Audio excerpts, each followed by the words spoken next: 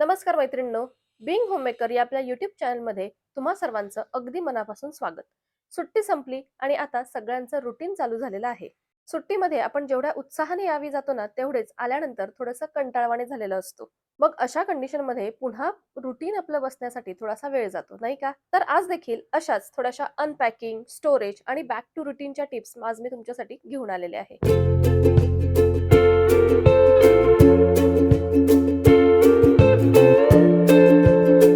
गावावरून आल्यावर सगळ्यात पहिल्यांदा मी कोणतं काम करत असेल तर ते म्हणजे झाडांना पाणी घालणे.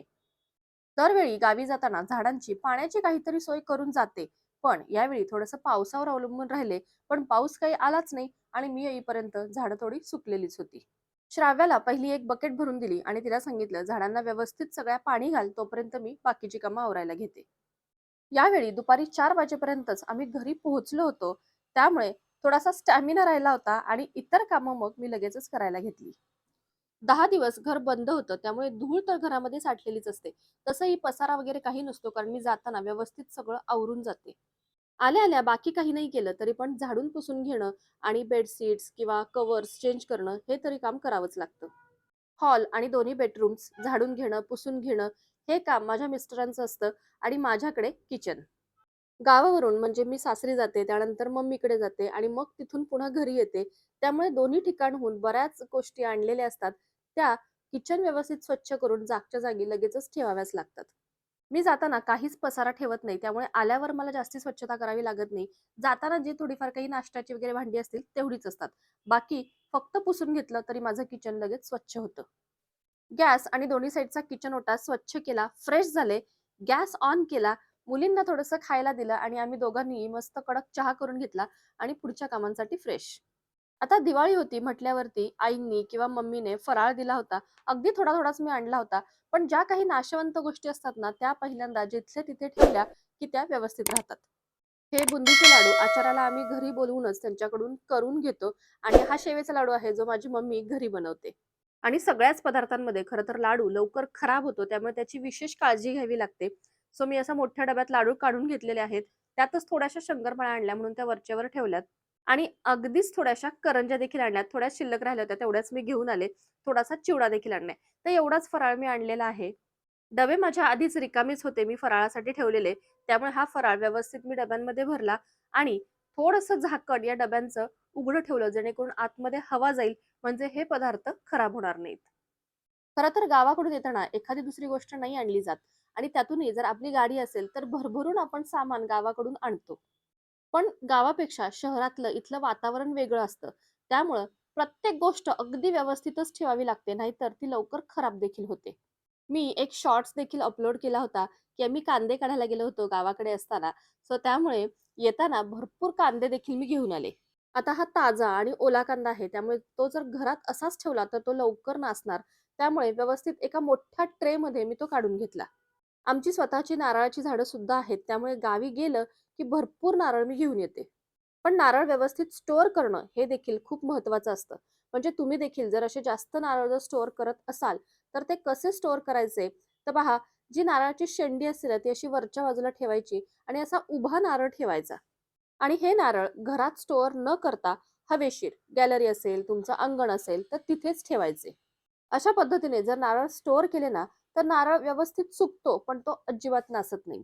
आता ऑब्व्हियसली एवढे नारळ काही मला 8 दिवसात संपणार नाही. निदान 2 महिने तरी मला हे नारळ जातात. पण अशा पद्धतीने स्टोअर केल्यामुळे ते त्यातला एकही नारळ खराब होत नाही. तर पहा, दोन्ही म्हणजे कांदे आणि नारळ मी गॅलरीमध्ये असे छान हवेशीर ठेवलेत. आता आल्या-आल्या पहिल्या दिवशी मी फक्त अनपॅकिंगचं एवढंच काम केलं, कारण पुन्हा संध्याकाळचा स्वयंपाक देखील होता. 1 दिवसाची मध्ये थोडीशी रेस्ट घेतली आणि मग नंतर पुढचं काम.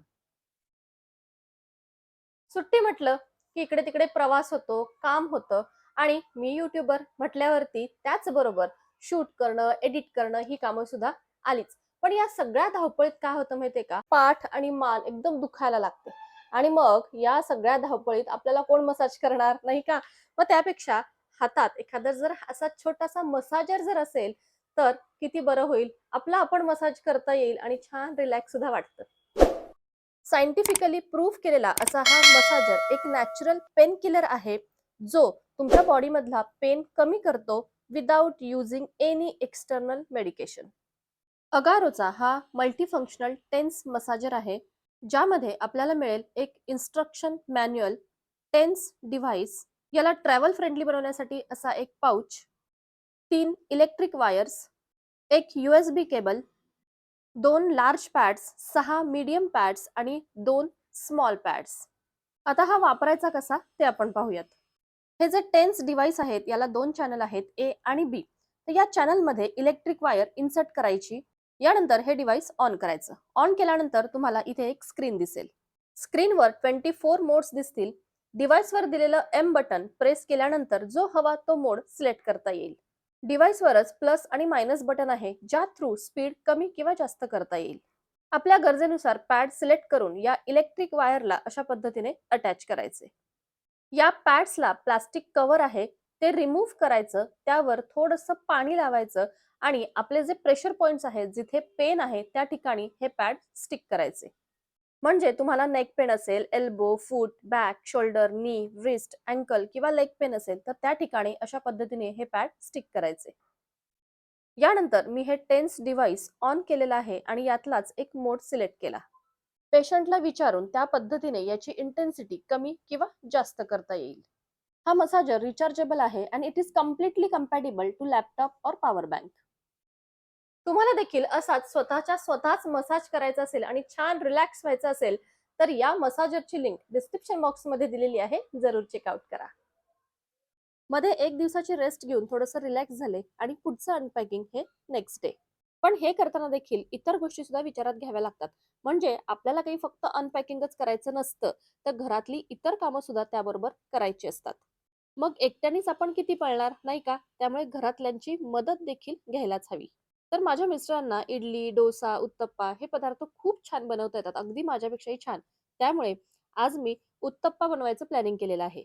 म्हणजे कसं आहे, यांची मला यामध्ये मदत देखील होईल आणि हा झटपट होणारा पदार्थ असल्यामुळे जास्त किचन ओट्यावरती पसारा देखील होणार नाही. आता हे बॅटर आपण आदल्या दिवशीच तयार करतो आणि दुसऱ्या दिवशी फक्त सांबर आणि चटणी करायची. त्यामुळे हा पदार्थ तर झटपट होतो असं मला वाटतं. तुमचं काय मत आहे नक्की सांगा.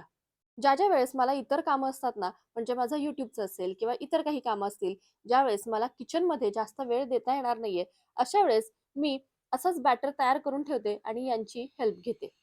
यांना चटणी सुद्धा अगदी उत्तम बनवता येते. मी फक्त सांबर तयार करते आणि बाकीची सगळी कामं हे करतात. सांबरची देखील अगदी सोपी रेसिपी मला तुमच्याबरोबर शेअर करायला नक्की आवडेल. माझ्या सांबरमध्ये अगदी उडपी सांबर जे असतं ना, त्याप्रमाणे इतर भाज्या अजिबात नसतात. अगदी साधी, सिंपल पण अगदी टेस्टी असं हे सांबर बनतं. तेल गरम झालं की सगळ्यात पहिल्यांदा मी फोडणी दिली, ती म्हणजे उडीद डाळ आणि मेथी दाण्याची. यामुळे सांबरला खूप विशेष चव येते.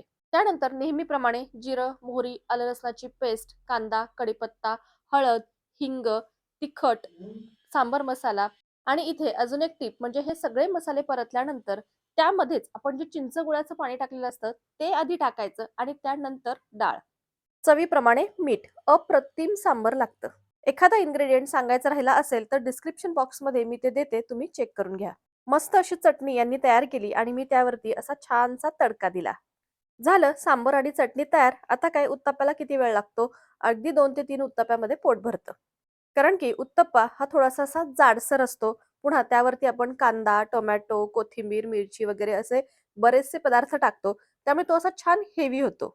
अगदी 2 ते 3 खाल्ले, जास्तीत जास्त 4 की मस्त पोट भरतं आणि 1 ते 1.5 तासात हे किचनचं काम डन. आणि पुढच्या अर्ध्याच तासात क्लीनिंग. आहे की नाही झटपट? तर असं थोडंसं आपण प्लॅनिंग केलं, घरच्यांची मदत घेतली, तर आपल्या एकट्यावरच सगळा लोड येत नाही आणि कामं सुद्धा अगदी झटपट आवरतात.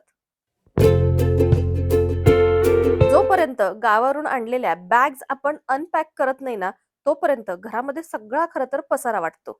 बॅग पॅक करायला मला फार आवडतं, कारण की आपल्याला कुठेतरी जायचं असतं आणि तो एक उत्साह असतो. पण आल्यानंतर तीच बॅग अनपॅक करायची म्हणजे माझ्या खरं तर खूप जीवावर येतं. पण काय करणार, अगदी न आवडतं असलं तरी हे काम मात्र मलाच करावं लागतं. कारण कुठे काय ठेवायचं हे मलाच माहिती आहे.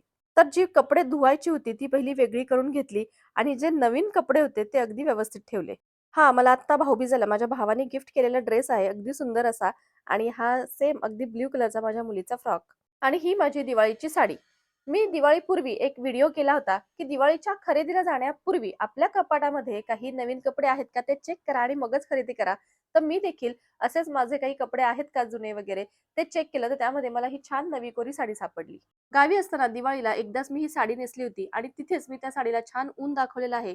त्यामुळे आता आल्यानंतर लगेच असे साडीसाठीचे पाउचेस माझ्याकडे आहेत. तर मी ज्या साड्या नेल्या होत्या, त्या सगळ्या साड्या या पाउचमध्ये अशा व्यवस्थित ठेवल्या. काही साड्या हँगरला अडकवल्या आणि काही साड्या अशा पाउचमध्ये व्यवस्थित ठेवल्या.